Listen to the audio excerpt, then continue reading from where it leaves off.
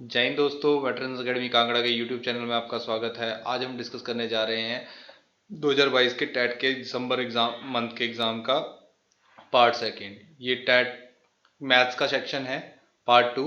इससे पहले मैंने जो जून का सेक्शन होता है, जून का पेपर होता है, उसके तीनों के तीनों मतलब 30 के 30 क्वेश्चन मैंने डिस्कस कर दिए हैं 3 पार्ट्स में, और फुली एक्सप्लेन्ड है। अगर आपको वो वीडियोस देखनी है, नहीं देखी हैं, तो मैं इसका लिंक डिस्क्रिप्शन बॉक्स में डाल दूंगा।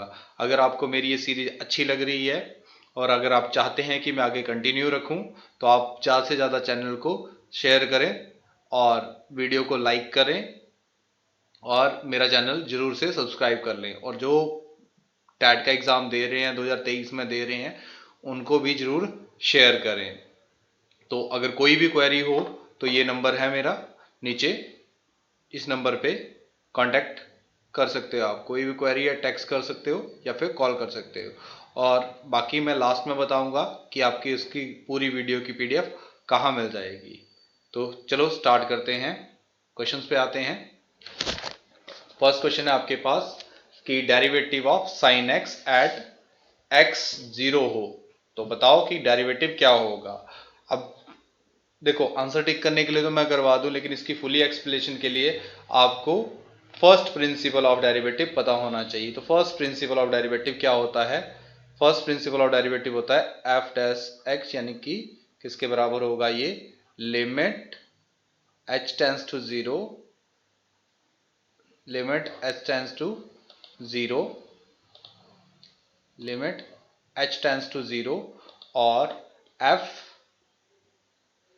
F of x plus h, f of x plus H minus f of x upon h. ये आपका क्या है? फर्स्ट प्रिंसिपल ऑफ डेरिवेटिव है। ये आपका क्या है? First principle of derivative. तो यहाँ पे एफ एक्स क्या है आपके पास? एफ एक्स है आपके पास sine x.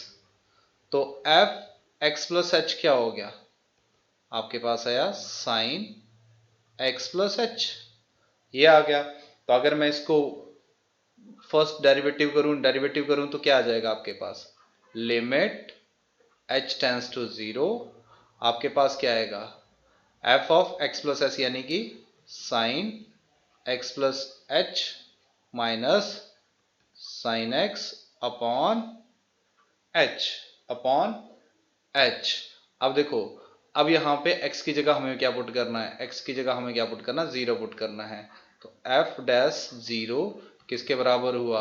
Limit h tends to zero sine zero plus H minus sine zero upon H. तो मेरे पास क्या आ गया यहां से? आपके पास f डैश जीरो किसके बराबर आ गया? Limit h tends to zero sine H upon H, क्योंकि साइन जीरो जीरो होता है। तो ये बचा। अब ये तो स्टैंडर्ड लिमिट है और इसका रिजल्ट भी आपको पता है, एफ डैश जीरो कितना आ गया? 1 आ गया। तो मतलब मेरे पास आंसर क्या आ गया कि अगर फर्स्ट डेरिवेटिव निकालना है, the derivative of sine X at X, तो इसका आंसर क्या आ गया आपके पास?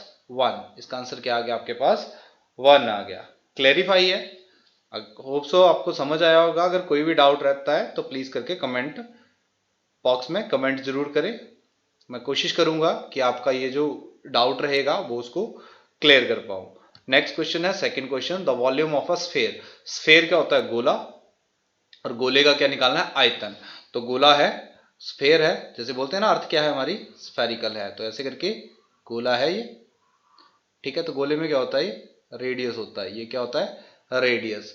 तो वॉल्यूम ऑफ अ स्फीयर क्या होता है? 4/3 पाई आर क्यूब। ये क्या होता है? Volume of a sphere.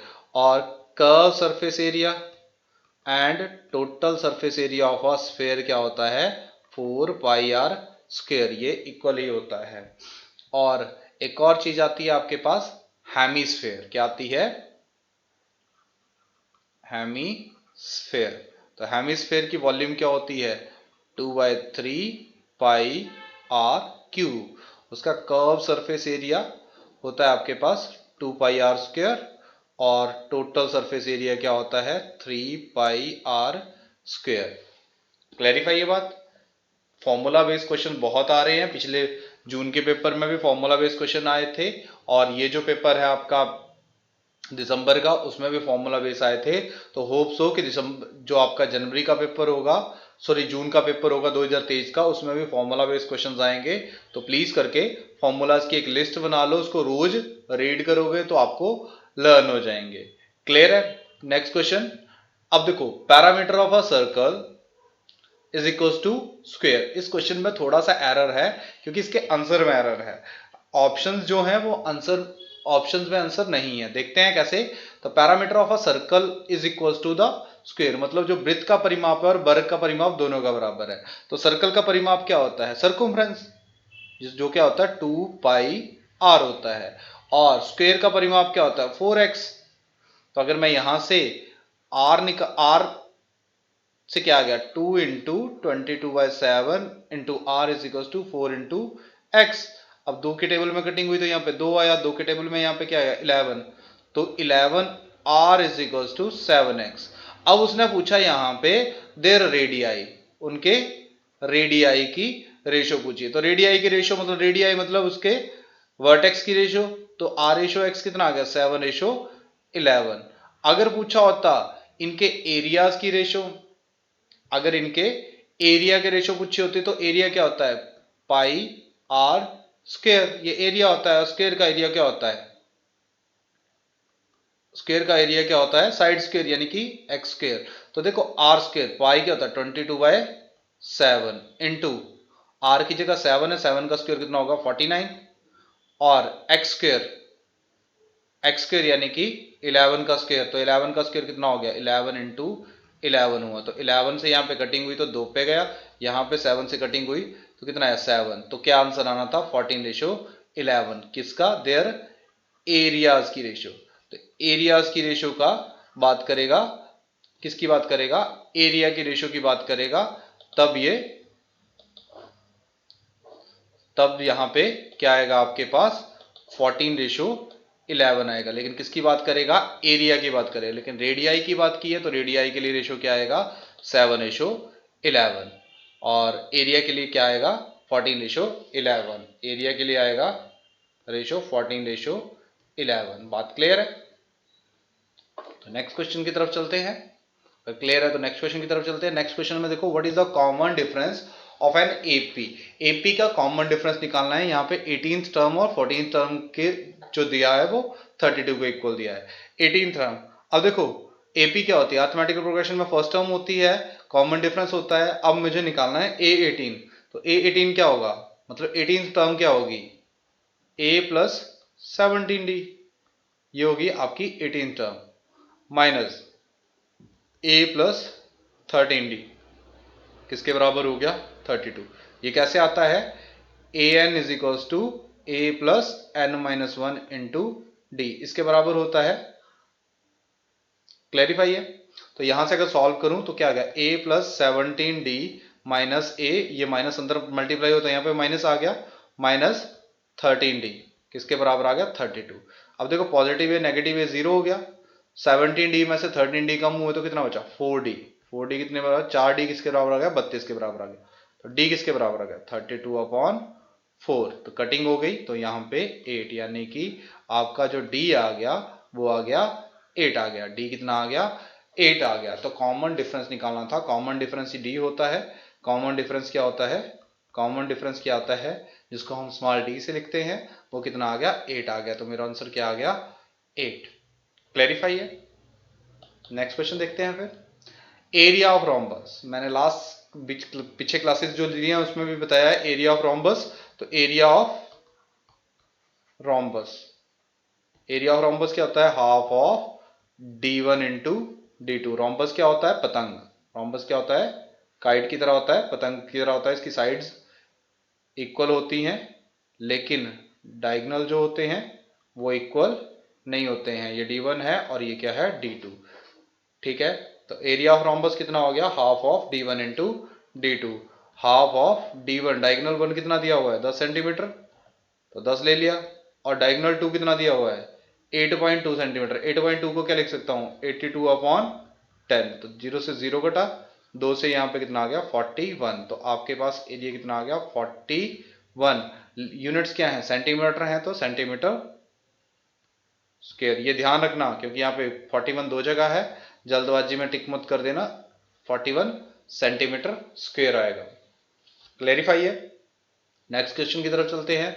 अब देखो एवरेज, बहुत आसान सा क्वेश्चन दिया है। एवरेज होती क्या है, क्या होती है एवरेज? एवरेज क्या होती है, sum of all observations upon total number of observations. Sum of all observations upon total number of observations. तो ऑब्जर्वेशंस कितनी है, 4.2 है, प्लस 3.8 है, प्लस 7 है, अपॉन कितनी है 3। तो देखो 4.2, 4 और 3 7 हो गए, 8.8 और 0.2 1 हो गया, यानी कि 8 और 17 15 डिवाइड बाय 3, तो कितना आ गया 5। तो एवरेज कितनी आ गई, औसत कितनी आ गई 5। औसत कितनी आ गई 5 आ गई। Sum of all observation upon total number of observation. अब देखो 17 क्वेश्चन थोड़ा सा चेंज वाला क्वेश्चन है, मीडियन पूछ लिया। क्या पूछा है, मीडियन पूछा, और लेकिन उसमें ऑब्जर्वेशन बहुत अच्छे से दिए हैं। मीडियन जब भी निकालना है, क्या निकालना है, मीडियन, तो आपको या तो असेंडिंग ऑर्डर में लिखनी है ऑब्जर्वेशंस, या डिसेंडिंग ऑर्डर में। किस में लिखनी है, असेंडिंग ऑर्डर, या तो असेंडिंग ऑर्डर में लिखनी है, या फिर किस में लिखोगे, डिसेंडिंग ऑर्डर में। तो पहले अगर मैं इसको असेंडिंग ऑर्डर में लिखूं, असेंडिंग ऑर्डर यानी कि बढ़ते क्रम में लिखूं, तो कैसे लिखूंगा, असेंडिंग ऑर्डर में। तो मीडियन का मतलब क्या होता है कि इसको क्या लिखते हैं, असेंडिंग ऑर्डर में। तो सबसे पहले क्या आएगा 2, अब 2 जितनी बार आया वो लिखना है। फिर क्या लिखना है, 4 आ गया, फिर आपके पास 2 बार 6 आया, फिर आपके पास 7 आया, और क्या आ गया 8। अब देखो दो चीजें आती हैं, अगर हो ऑड ऑब्जर्वेशंस, कितनी ऑब्जर्वेशंस हो, ऑड ऑब्जर्वेशन, तो आपकी क्या आ जाती है, मिडल टर्म आ जाती है मीडियन। लेकिन अगर इवन ऑब्जर्वेशन हो, क्या हो, इवन ऑब्जर्वेशन, तो जो मिडल टर्म्स होती हैं उनका क्या निकालते हैं हम, उनका क्या निकालते हैं, उनका एवरेज निकालते हैं। उनका क्या निकालते हैं, एवरेज निकालते हैं। यहां पे 9 भी था, 2 2 4 6 6 7 8 और 9। तो देखो मिडल टर्म 2 आई यहां पे, क्योंकि 3 इस साइड छोड़ी 3 इस साइड छोड़ी, तो 6 और 6 आई, तो यानी कि मीडियन क्या आएगा, 6 + 6 डिवाइड बाय 2। मिडल टर्म को ऐड करके डिवाइड बाय 2 कर देते हैं, तो 6 6 12 और डिवाइड बाय 2, यानी कि मीडियन कितना आ गया, 6 आ गया। यहाँ पे ऑड ऑब्जर्वेशन होती है, यानी कि अगर मैं 9 को भूल गया था तो 9 को नहीं लिखता, तो यहाँ पे मीडियन क्या था, तब भी 6 आता। 2 3 इस साइड से छोड़ते, 3 साइड से छोड़ते, बीच में क्या जाता 6। बात क्लियर है, क्लैरिफाई है। कोई डाउट हो तो कमेंट बॉक्स में कमेंट जरूर करें। नेक्स्ट क्वेश्चन की तरफ मूव करते हैं। अब देखो एपी से एक और क्वेश्चन आ गया। अब आपको आपके पास एक अर्थमेटिकल प्रोग्रेशन दी है, जिसमें क्या दिया है, -3 -1/2 और 2 अप टू सॉन 11 टर्म निकालनी है। तो देखो फर्स्ट टर्म यानी कि ए कितना आ गया आपके पास, -3। कॉमन डिफरेंस डी किसके बराबर आता है, a2 - a1, a3 - a2, ऐसे कॉमन डिफरेंस आता है। तो देखो -1/2 -3, तो आपके पास कितना आ गया, -1/2 + 3, यानी कि आपके पास आया यहां पे एलसीएम आ गया 2 - 1 + 6, यानी कि 5/2। वैसे ही अगर यहां पे निकालूंगा a3 यानी कि 2 -1/2, तो आपके पास आया 2 + 1/2, तब भी क्या आया, 2 एलसीएम आ गया, 4 + 1 यानी कि 5/2। तो कॉमन डिफरेंस डी कितना आ गया, 5/2 आ गया। क्लेरिफाई है। अब मैंने ए एन का फॉर्मूला पीछे भी लिखवाया था, फिर लिखवा देता हूं। ए एन किसके बराबर होता है, a + n-1 इंटू डी होता है। तो a 11 निकालना है, मतलब n की जगह 11 है, a की जगह कितना है -3, प्लस n-1, 11 - 1 10, और कॉमन डिफरेंस डी है 5/2 है, तो 2 से यहाँ पे कितना आ गया 5, तो यानी कि -3 + 25, तो आ गया आपके पास 27। यानी कि आपके पास A11 किसके बराबर आ गया, 22 के बराबर आ गया। तो A11 किसके बराबर होगा, 22 के बराबर होगा। A11 किसके बराबर होगा, 22। नेक्स्ट क्वेश्चन की तरफ मूव करते हैं फिर। 19 क्वेश्चन। अब बोला कि एक कोई मैट्रिक्स है, मैट्रिक्स सिंगुलर कब होती है। मैट्रिक्स सिंगुलर कब होती है, ये चीज याद ही रख लेना कि मोड डेरिवेटिव, ए का डेरिवेटिव अगर जीरो है तो मैट्रिक्स क्या है, सिंगुलर है। और डेरिवेटिव ऑफ ए अगर जीरो नहीं है तो वो नॉन सिंगुलर है। एक एग्जांपल ले लेते हैं, कोई एक मैट्रिक्स है ए जिसमें 4 5 4 5 एक मैट्रिक्स है, इसका डेरिवेटिव निकालना है ए का। तो कैसे निकालते हैं, क्रॉस में 5 4 जा 20 माइनस 20 यानी कि 0। तो ये जो मैट्रिक्स है, ये जो ए मैट्रिक्स है, matrix A is a singular matrix. तो ए मैट्रिक्स क्या होगा, सिंगुलर मैट्रिक्स। मतलब यहां पे a matrix is said to be a singular. तो देखो दो ऑप्शंस हैं, लेकिन ऐसा नहीं होगा, यहां पे मॉड का ऑप्शन दिया होगा ऐसे करके, ये ऑप्शन टाइपिंग मिस्टेक है। तो आंसर होगा इसका कि derivative of A is equals to 0। तो ये आंसर आपका सही होगा। क्लैरिफाई है। नेक्स्ट क्वेश्चन की तरफ चलते हैं। अब नेक्स्ट क्वेश्चन तो बहुत इजी है। The surface area of a cube. Cube क्या होता है, क्यूब होता है जिसकी 4 साइड्स इक्वल होती हैं, जिसकी 4 साइड्स क्या होती हैं, इक्वल होती हैं। जो स्क्वायर क्यूबिकल बॉक्स, यानी कि ये भी ए है, ये भी ए है, ये भी ए है। तो इसका क्या निकालना है, पृष्ठीय क्षेत्रफल यानी कि total surface area. Total surface area जो क्या आएगा, 6a स्क्वायर आएगा। और curve surface area, curve surface area में ये वाली साइड, ये वाली साइड, ये वाली साइड और ये वाली साइड, 4 साइड आती है, इसलिए 4a स्क्वायर। और इसकी वॉल्यूम क्या होगी, a क्यूब। क्लेरिफाई है।